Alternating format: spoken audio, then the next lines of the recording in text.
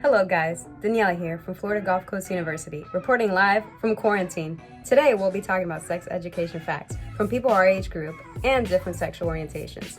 Our first segment is brought to you by Marcel. Take it away. Thanks, Daniela.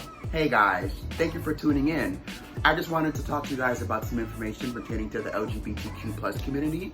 Did you know that young men who have sex with men account for 2/3 of the new HIV and syphilis infections among people aged 13 to 29? Also, among the transgender community, HIV prevalence rates are more than 4 times the national average, and transgender women of color are particularly affected. Young women in high school who identify as lesbian, gay, or bisexual are more likely to contact an STI and more likely to become pregnant than those who identify as straight or questioning. They're also more likely to have experienced coerced sexual contact, and young women who date men and females are the highest risk of coercion and dating violence. Thank you guys so much for listening. Now I'm going to give you Brooke with some more information. Take it away, Brooke. Thanks, Marcel. As you discussed, HIV and STDs are common among everyone, including the LGBTQ+ community. Overall, young adults the ages of 18 to 24 are not knowledgeable about their sexual health. This is the state of well-being in relation to sexuality. It requires a positive and respectful approach to the sexuality and sexual relationships, as well as the possibility of having pleasurable and safe sexual experiences free of coercion, discrimination, and violence. Statistically, 1 out of 4 college students will contract an STD, and specifically in Lee County, this age group of 18 to 24 has high rates of STDs in comparison to the state of Florida.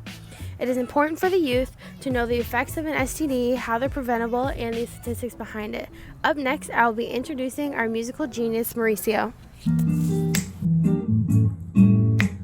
If you ain't got a test, go ahead and swipe left.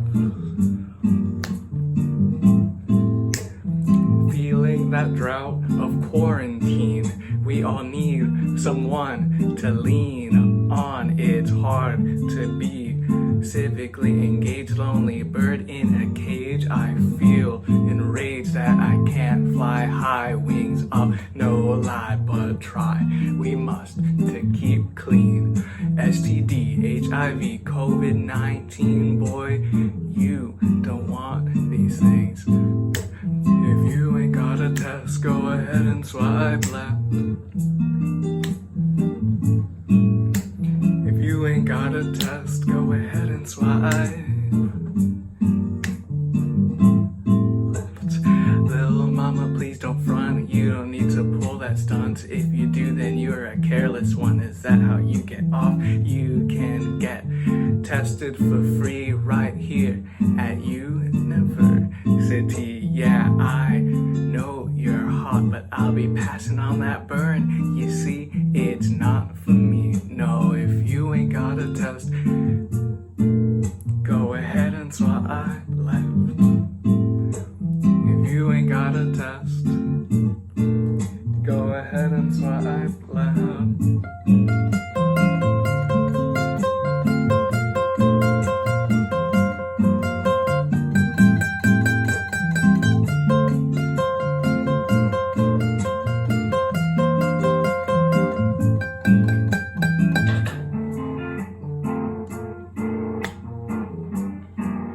Go ahead and swipe left.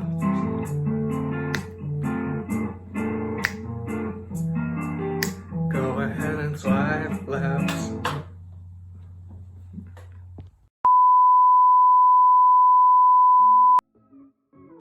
So we learned that STDs affect everyone from all different types of communities, and especially the age groups 15 to 24, which account for 50% of all new STD cases. The most common STDs are gonorrhea and HPV, and chlamydia is the most common Through this STI. process, I've learned a lot about our campus resources and how I can effectively use them for future references or for my friends.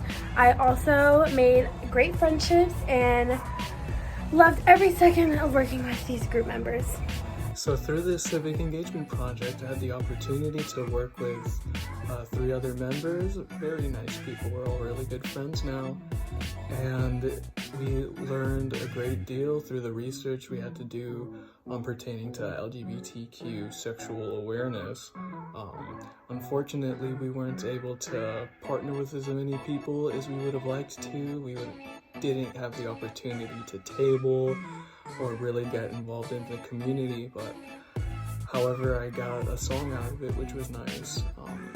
Silver lining in this quarantine. A few of the things that I learned being a queer member, a Black queer member of the community, I wasn't taught a lot about the sex health education stats that we talked about on this project when I was in school.